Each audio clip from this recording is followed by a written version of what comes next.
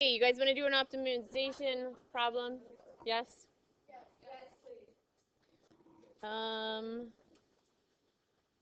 If 1200 square centimeters of material is available, make a box.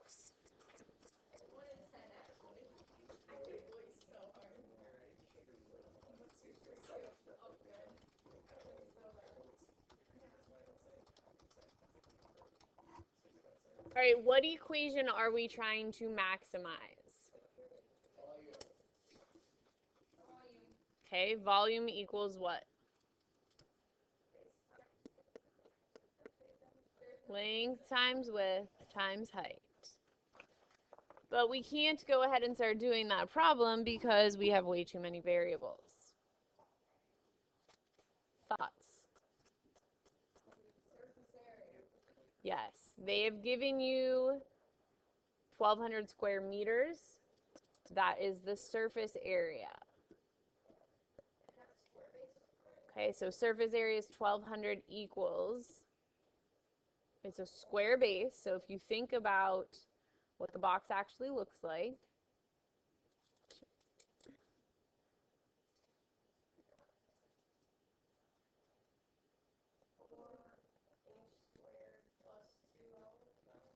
okay, so if you're, what do you want to call the bottom? Let's call the bottom the, what are you calling it, the base?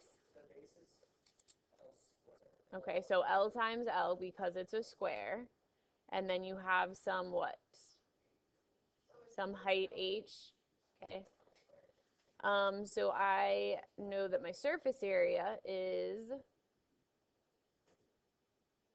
what is it?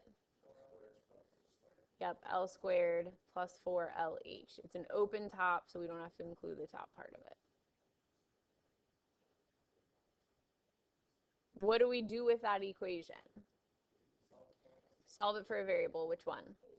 H. So 1,200 minus L squared divided by 4L is equal to H. So your volume equals L times, what's your W?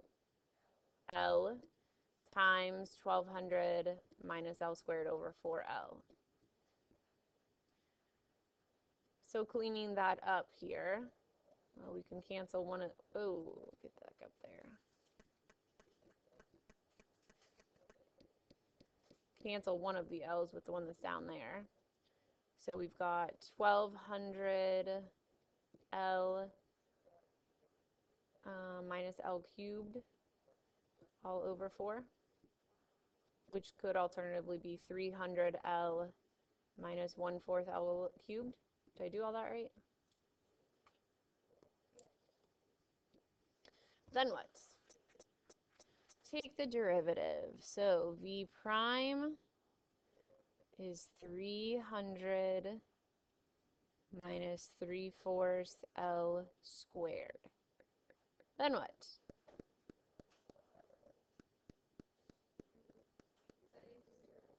Set it equal to 0. So 3/4 L squared equals 300.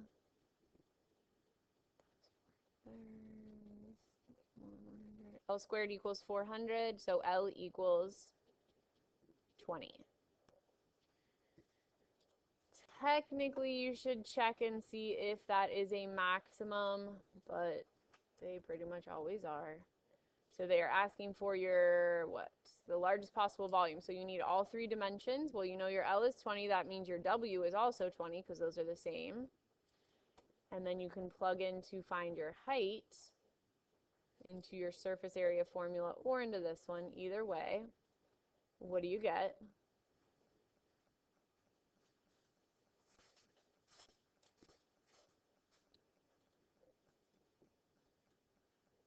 Anybody?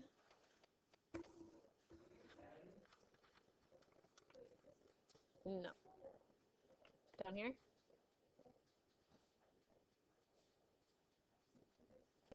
What is it? 10? Okay.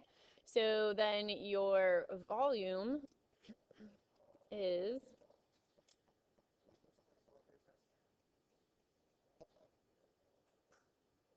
4,000. What are we working in? Centimeters cubed. Optimization. Any questions on that? What else do we want to do? Okay, let me find a related rate. I got one.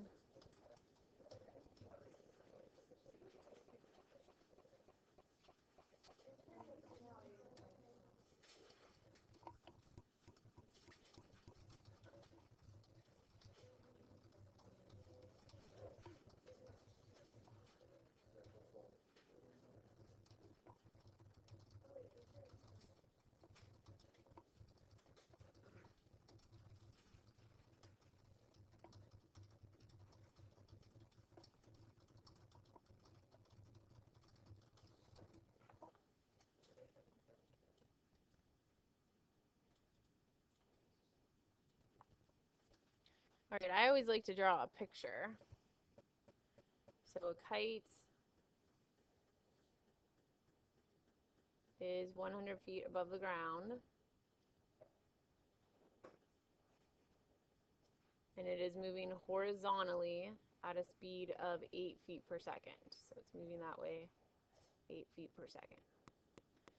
At what rate is the angle between the string and the horizontal decreasing when 200 feet of string has been let out?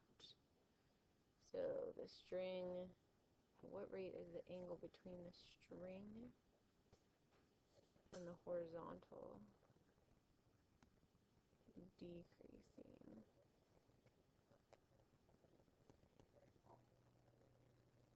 So maybe I shouldn't make it draw it straight out there. It might be more clear if I draw it like this way.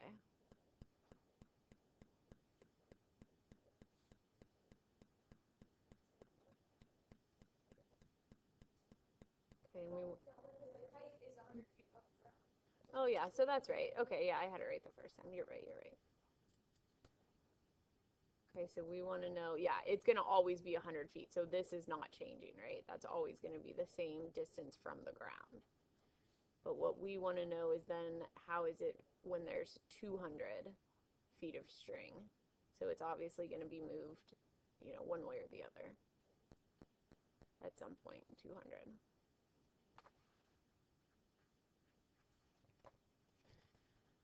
All right, thoughts on solving it?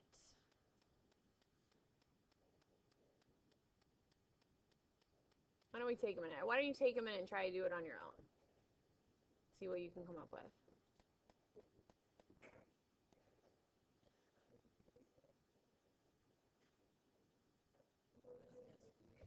They are working on number 16 up here, and we're going to go over it. Are you guys ready? Yeah? So I set up my picture, used Pythagorean theorem, and then took the derivative. Sorry, that's really messy, but it says, what? Oh, can't see what I'm doing. I guess that would help. There we go. 2x dx dt. So Pythagorean theorem, you can use the 120 because that 120 is not a changing quantity. Take the derivative, then plug in your changing quantities. You had to solve for this x value, knowing two sides of a right triangle, and then you should get 2.3 feet per second. Did you feel like this one was easier than the other one? Yes. Questions anywhere through any of it?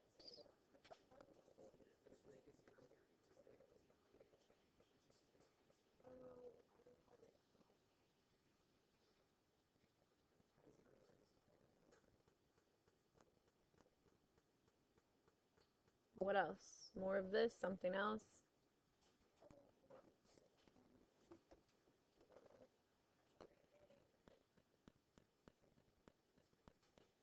Nothing? Yes.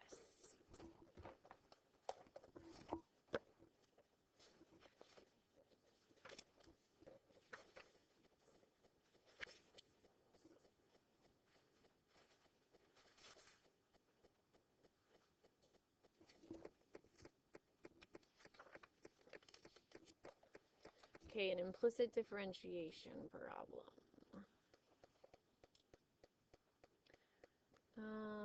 How about, let's do,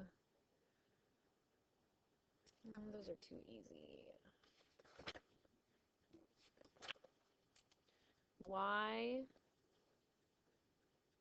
to the 5th plus x squared y cubed equals 1 plus x to the 4th y.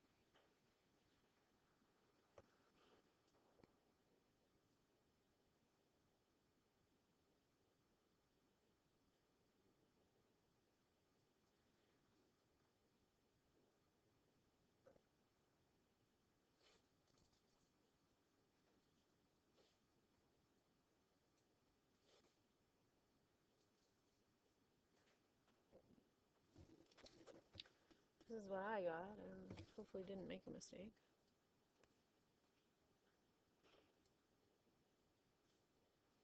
Don't forget you need to use product rule on that, like x squared y cubed and the x to the 4th y. What do you have a plus where? Plus.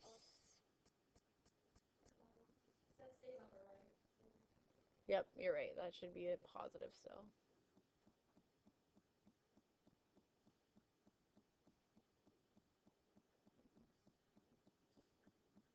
Any questions anywhere through it? Where else, do I have another mistake?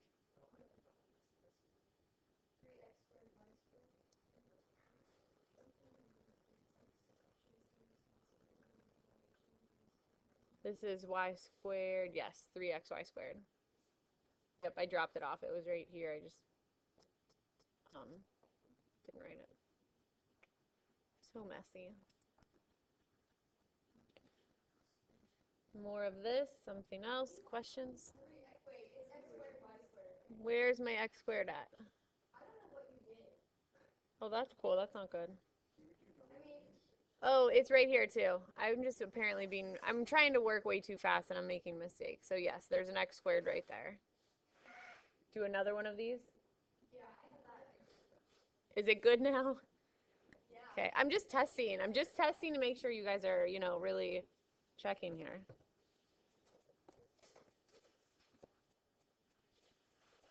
All right, what about, let me look up this one.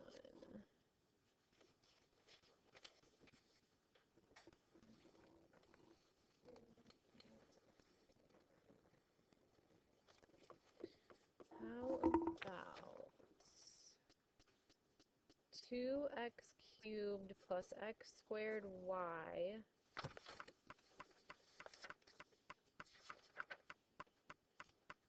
plus 4e to the y equals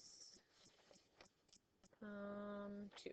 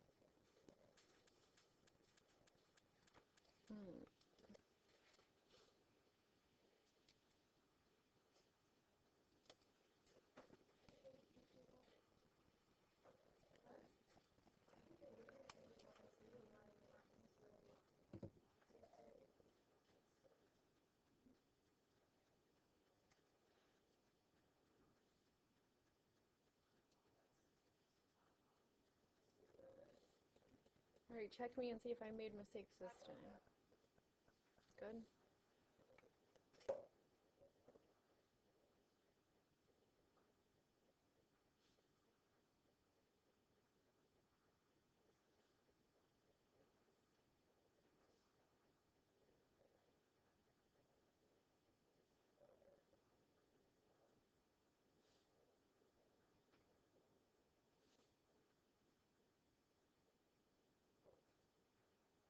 Questions anywhere?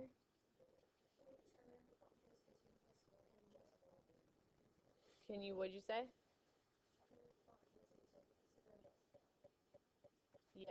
Yeah, we did that a little bit yesterday.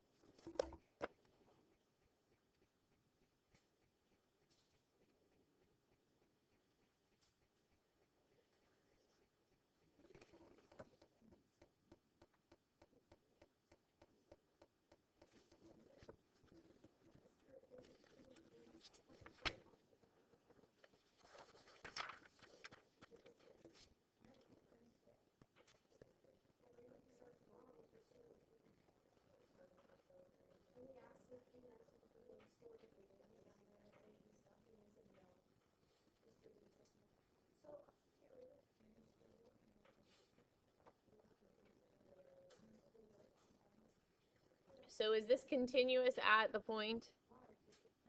No. What would your justification be?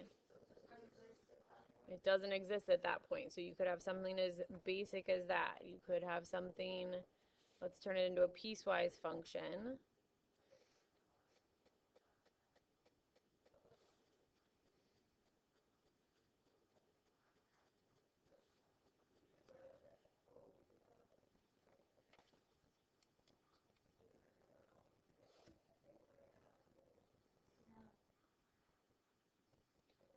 Are we continuous here?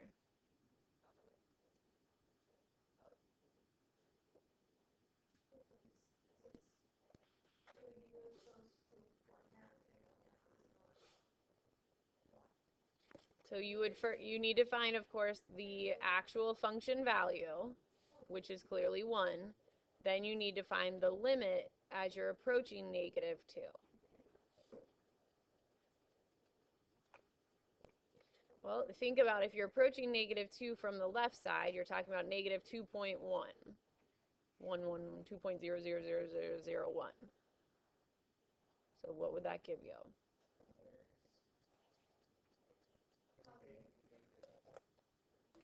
What's the graph of that look like? Could you do it that way?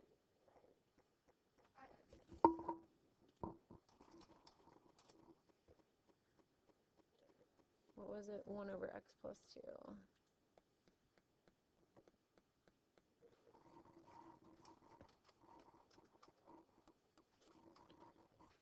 Okay, so the graph obviously is going to tell you the answer, but you need to be able to justify it still. Okay, because you're doing 1 in the numerator. If you're talking about from the, what was I doing, the left side? That'd be 1 over what kind of number?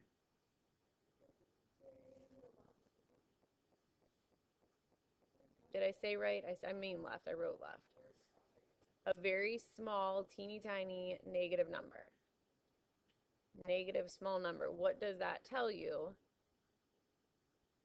the limit would be?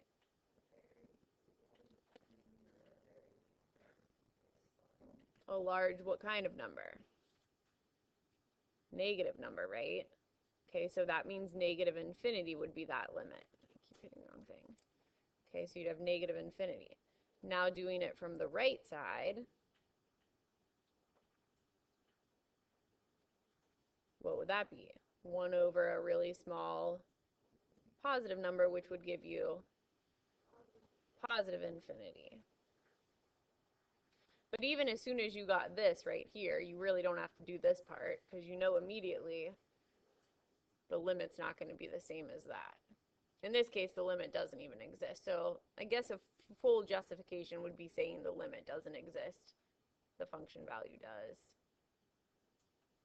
But if you just said like these weren't equal, I would be okay with that.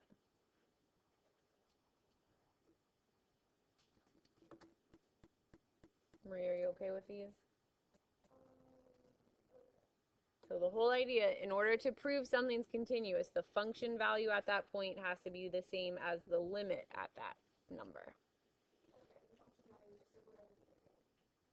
The function value is whatever you get of like f of -2. What else?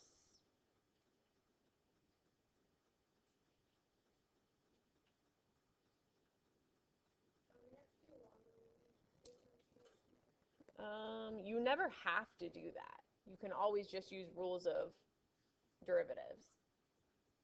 Like you could use product rule, quotient rule, chain rule to do a problem like that. It's just sometimes taking a log of both sides makes it simpler. What? Do one of those? Yeah.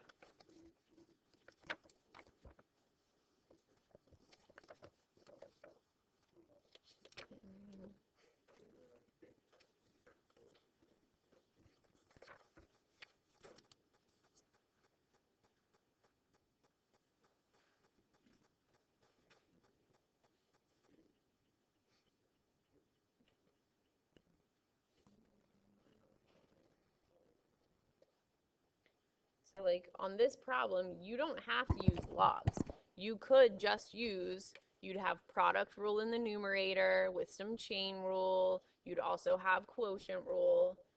So you could solve this just using your rules of taking derivatives. But it would be simpler if you take a log of both sides. Does that make sense? Because then this can become 4 times the natural log of x cubed plus 1 plus 2 times the natural log of sine of x minus 1/3 times the natural log of x. And that clearly is easier to take a derivative of. But it is implicit differentiation. So you've got a dy dx over there.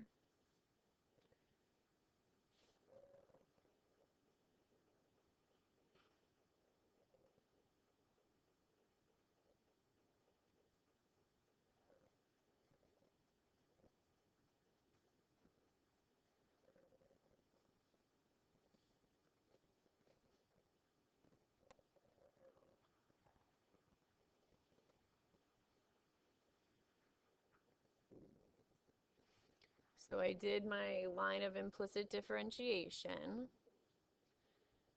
And then you're going to have to multiply both sides by y. And at the same time, I'm going to go ahead and clean up a little bit of that.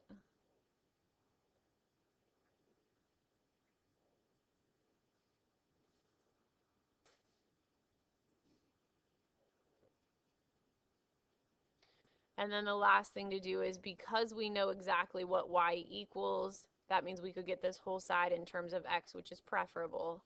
So you're just going to plug in what y is equal to, which is essentially just your original problem. Bless you. If your directions don't specifically tell you to use logarithmic differentiation, though, you could have just found the derivative using your normal taking a derivative. It just would be more complicated. Anything else?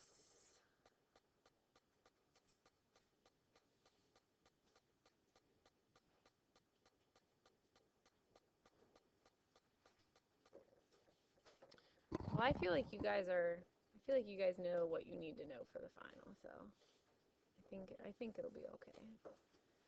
Second period in the study hall. If you're coming in late, just go straight to the study hall. And that's all I got for you. Any last minute questions? All right.